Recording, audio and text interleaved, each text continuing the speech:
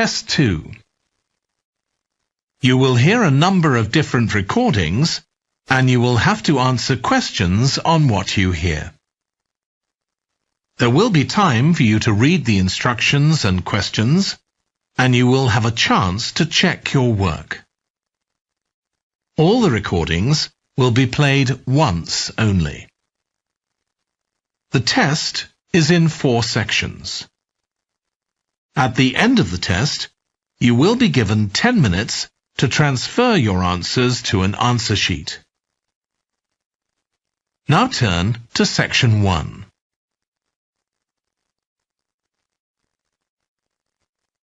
Section 1. You will hear a woman talking to a doctor at a clinic about a medical problem. First, you have some time to look at questions 1 to 4.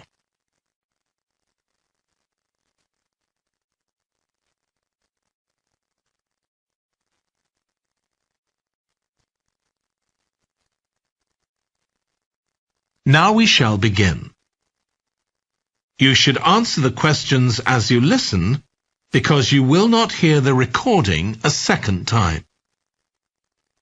Listen carefully and answer questions 1 to 4. Hi, come and take a seat. Thank you. My name's Carl Rogers and I'm one of the doctors here at the Total Health Clinic. So I understand this is your first visit to the clinic. Yes, it is. Okay, well I hope you'll be very happy with the service you receive here. So if it's all right with you, I'll take a few details to help me give you the best possible service. Sure. So can I check first of all that we have the correct personal details for you? So your full name is Julie Ann Garcia. That's correct. Perfect. And can I have a contact phone number? It's 219-442-9785. Okay, and then can I just check that we have the correct date of birth? October 10th, 1992. Oh, I actually have 1991. I'll just correct that now. Right, so that's all good. Now I just need a few more personal details. Do you have an occupation, either full-time or part-time? Yes, I work full-time in Esterhazy's, you know, the restaurant chain. I started off as a waitress there a few years ago, and I'm a manager now. Oh, I know them. Yeah, they're down on 114th Street, aren't they? That's right. Yeah, I've been there a few times. I just love their salads. That's good to hear. Right, so one more thing I need to know before we talk about why you're here, Julie, and that's the name of your insurance company. It's Cawley Life Insurance. That's C-A-W-L-E-Y. Excellent. Thank you so much. Before you hear the rest of the conversation, you have some time to look at questions 5 to 10.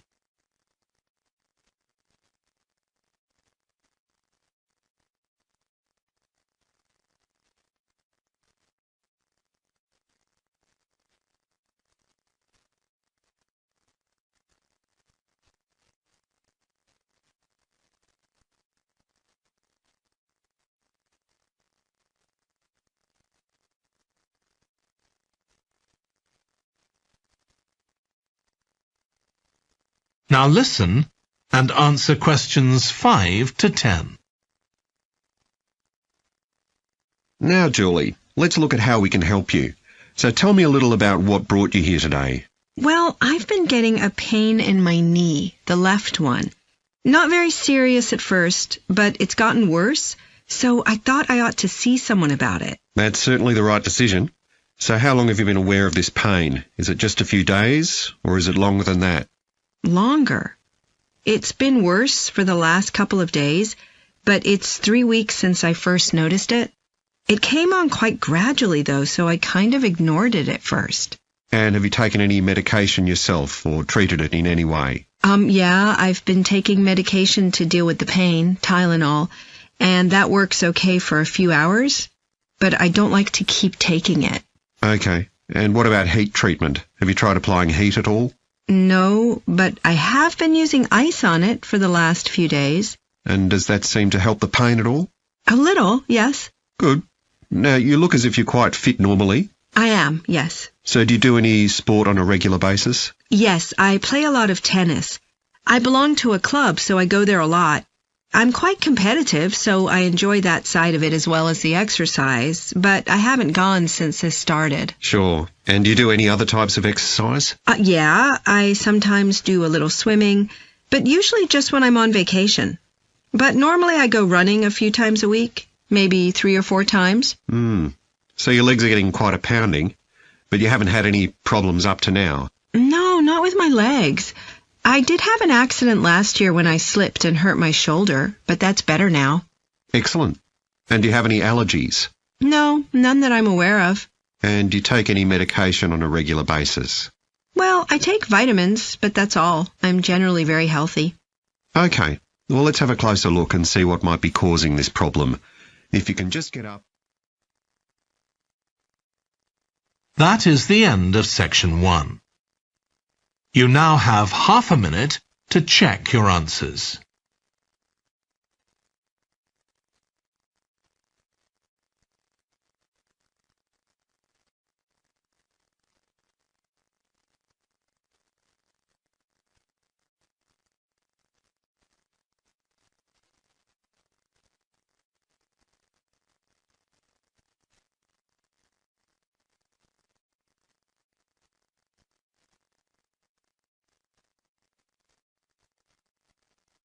Now turn to section 2.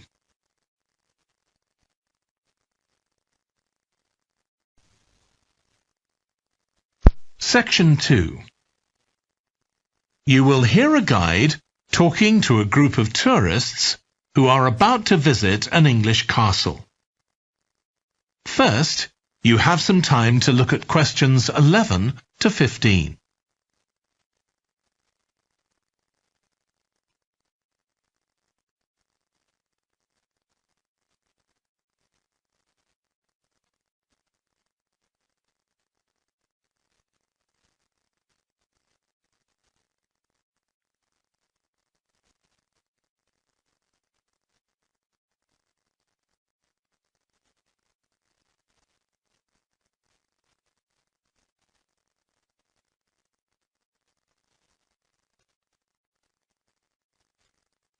Now listen carefully and answer questions 11 to 15.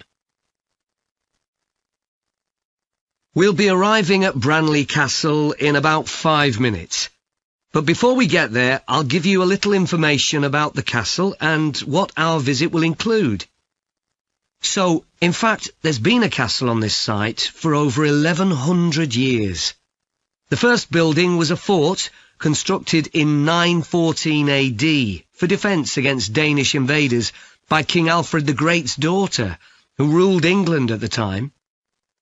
In the following century, after the Normans conquered England, the land was given to a nobleman called Richard de Vere, and he built a castle there that stayed in the de Vere family for over 400 years. However, when Queen Elizabeth I announced that she was going to visit the castle in 1576, it was beginning to look a bit run down, and it was decided that rather than repair the guest rooms, they'd make a new house for her, out of wood, next to the main hall. She stayed there for 4 nights, and apparently it was very luxurious, but unfortunately it was destroyed a few years later by fire. In the 17th century, the castle belonged to the wealthy Fennis family, who enlarged it and made it more comfortable. However, by 1982, the Fennis family could no longer afford to maintain the castle, even though they received government support, and they put it on the market. It was eventually taken over by a company who owned a number of amusement parks. But when we get there, I think you'll see that they've managed to retain the original atmosphere of the castle. When you go inside, you'll find that in the staterooms, there are lifelike moving wax models dressed in costumes of different periods in the past, which even carry on conversations together.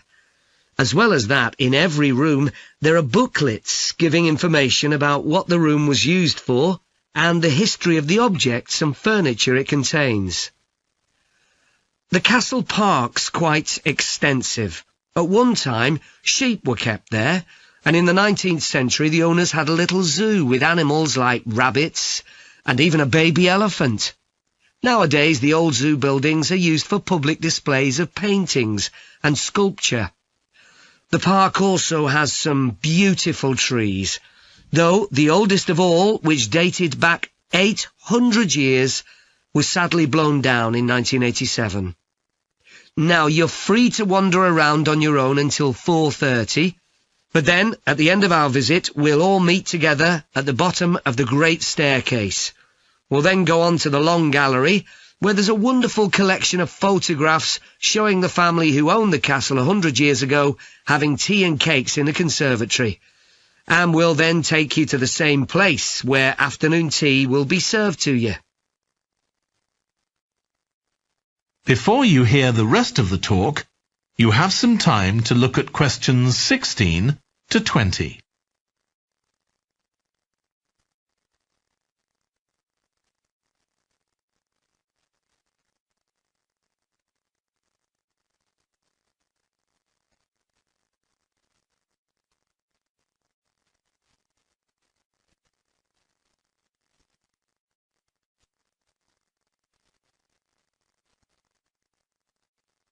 Now listen and answer questions 16 to 20. Now, if you can take a look at your plans, you'll see Branley Castle has 4 towers joined together by a high wall, with the river on 2 sides. Don't miss seeing the Great Hall. That's near the river in the main tower, the biggest one, which was extended and redesigned in the 18th century.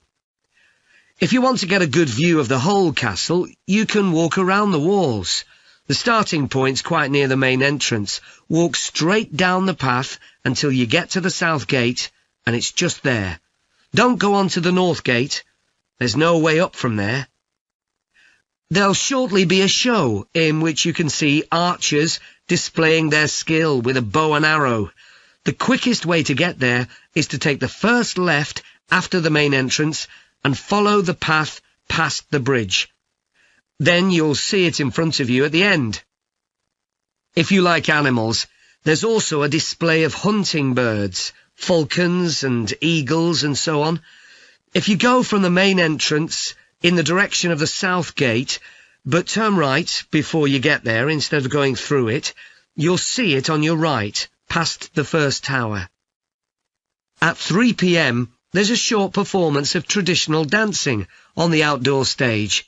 That's right at the other side of the castle from the entrance and over the bridge. It's about 10 minutes walk or so. And finally, the shop.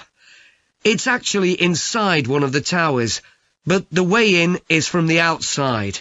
Just take the first left after the main entrance, go down the path and take the first right. It's got some lovely gifts and souvenirs.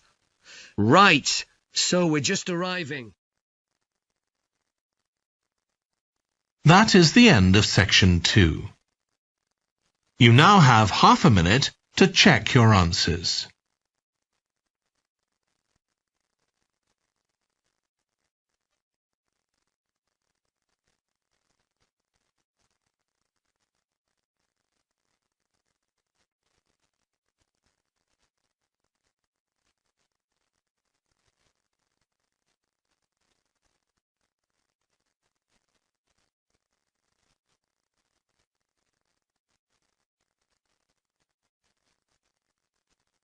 Now turn to section 3.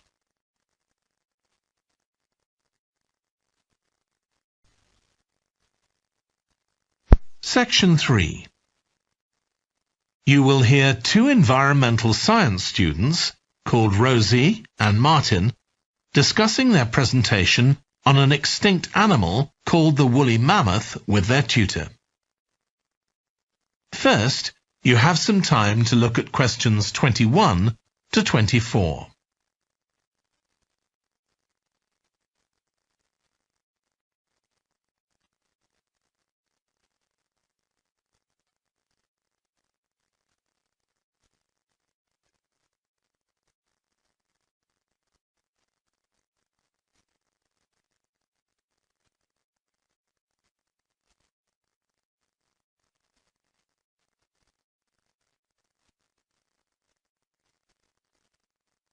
Now listen carefully and answer questions 21 to 24.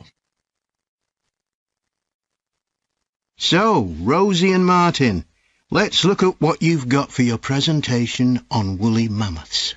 OK, we've got a short outline here. Thanks. So, it's about a research project in North America.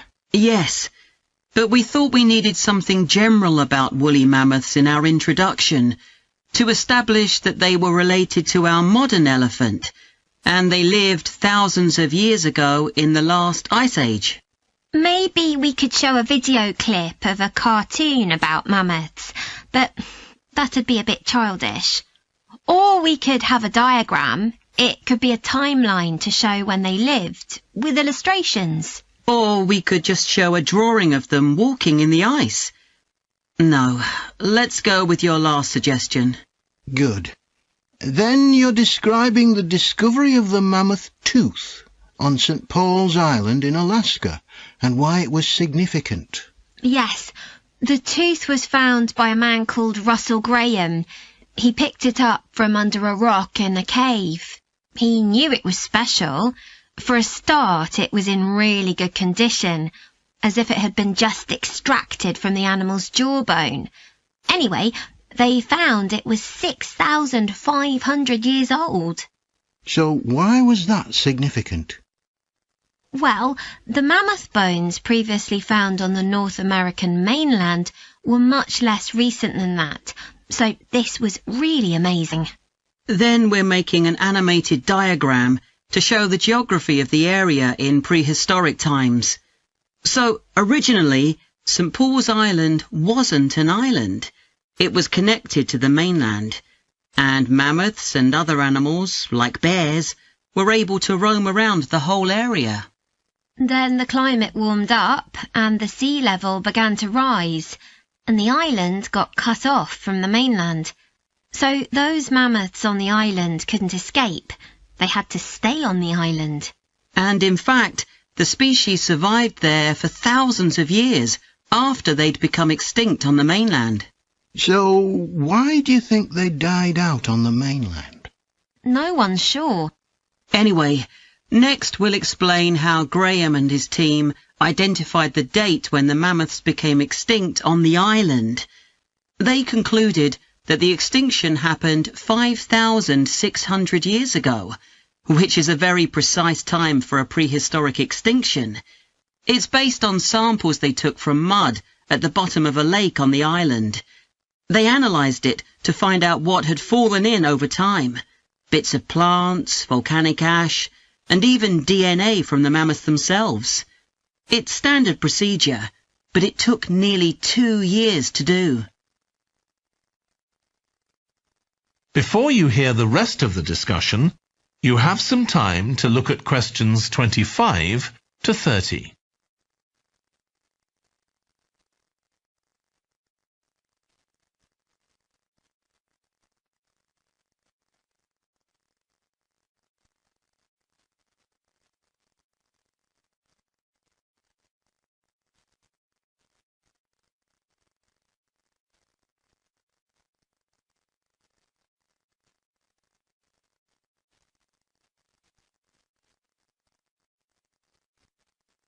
Now listen and answer questions 25 to 30.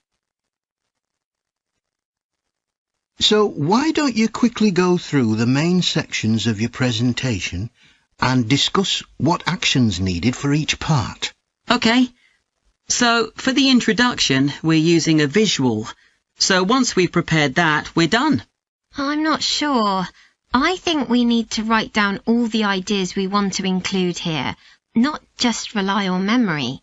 How we begin the presentation is so important. You're right. The discovery of the mammoth tooth is probably the most dramatic part, but we don't have that much information, only what we got from the online article. I thought maybe we could get in touch with the researcher who led the team and ask him to tell us a bit more. Great idea. What about the section with the initial questions asked by the researchers? We've got a lot on that, but we need to make it interesting. We could ask the audience to suggest some questions about it, and then see how many of them we can answer. I don't think it would take too long. Yes, that would add a bit of variety. Then the section on further research carried out on the island, analysing the mud in the lake. I wonder if we've actually got too much information here. Should we cut some? I don't think so, but it's all a bit muddled at present. Yes, maybe it would be better if it followed a chronological pattern. I think so. The findings and possible explanations section is just about ready, but we need to practice it so we're sure it won't overrun. I think it should be okay, but yes, let's make sure. In the last section, relevance to the present day, you've got some good ideas, but this is where you need to move away from the ideas of others and give your own viewpoint. Okay, we'll think about that. Now, shall we show you some of the... That is the end of section 3. You now have half a minute to check your answers.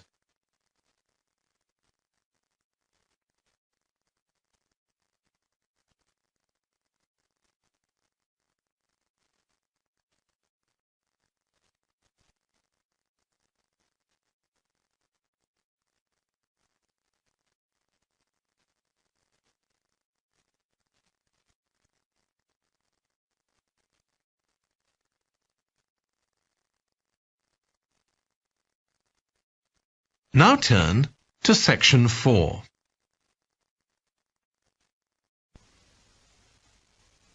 Section 4. You will hear a lecture about the history of weather forecasting. First, you have some time to look at questions 31 to 40.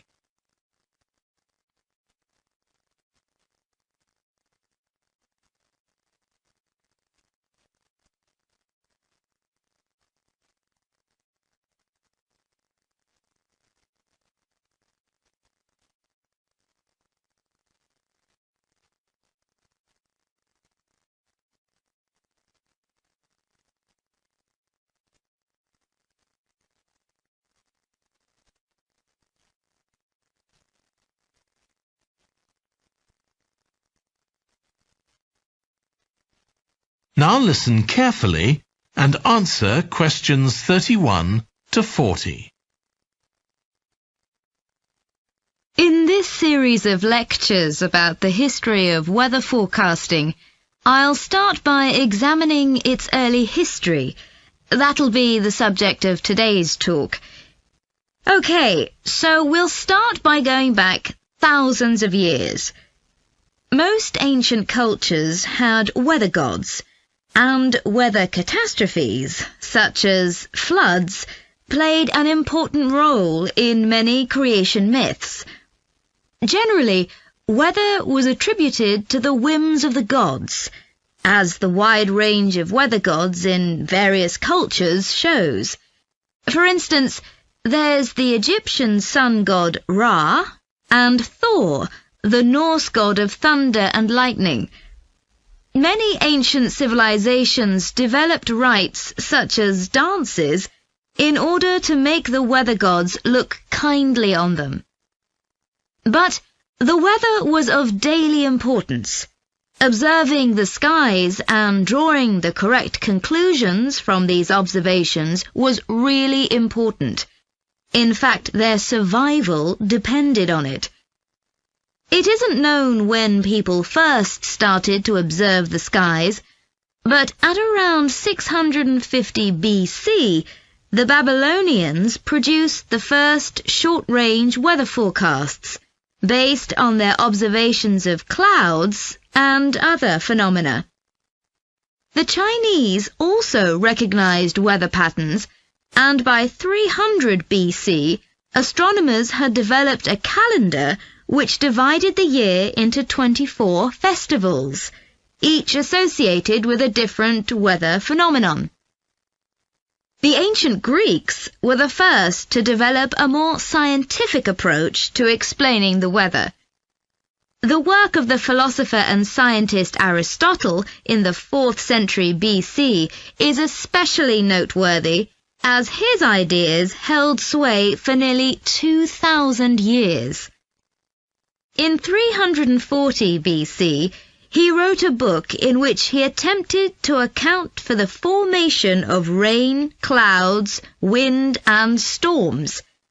He also described celestial phenomena such as halos, that is, bright circles of light around the sun, the moon, and bright stars, and comets.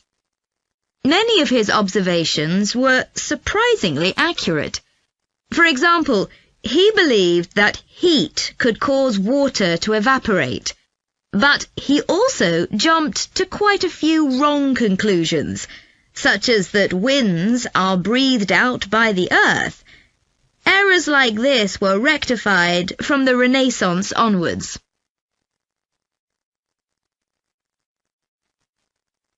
For nearly 2,000 years, Aristotle's work was accepted as the chief authority on weather theory.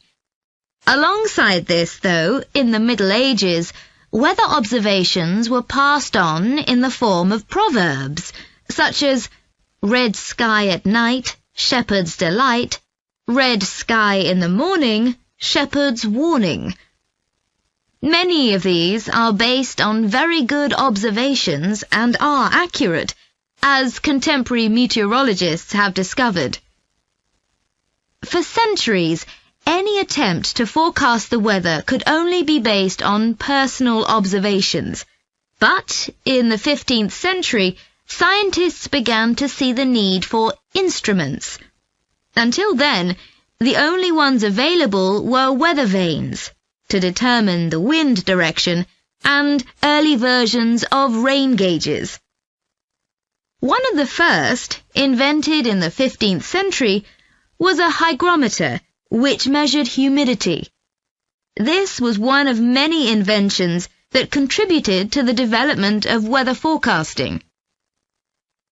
In 1592, the Italian scientist and inventor Galileo developed the world's first thermometer. His student Torricelli later invented the barometer, which allowed people to measure atmospheric pressure. In 1648, the French philosopher Pascal proved that pressure decreases with altitude. This discovery was verified by English astronomer Halley in 1686, and Halley was also the first person to map trade winds. This increasing ability to measure factors related to weather helped scientists to understand the atmosphere and its processes better, and they started collecting weather observation data systematically.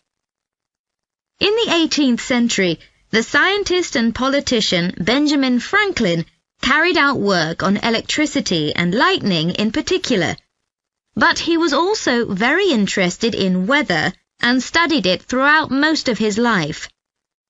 It was Franklin who discovered that storms generally travel from west to east. In addition to new meteorological instruments, other developments contributed to our understanding of the atmosphere. People in different locations began to keep records, and in the mid-19th century, the invention of the telegraph made it possible for these records to be collated. This led, by the end of the 19th century, to the first weather services. It was not until the early 20th century that mathematics and physics became part of meteorology, and we'll continue from that point next week. That is the end of section 4. You now have half a minute to check your answers.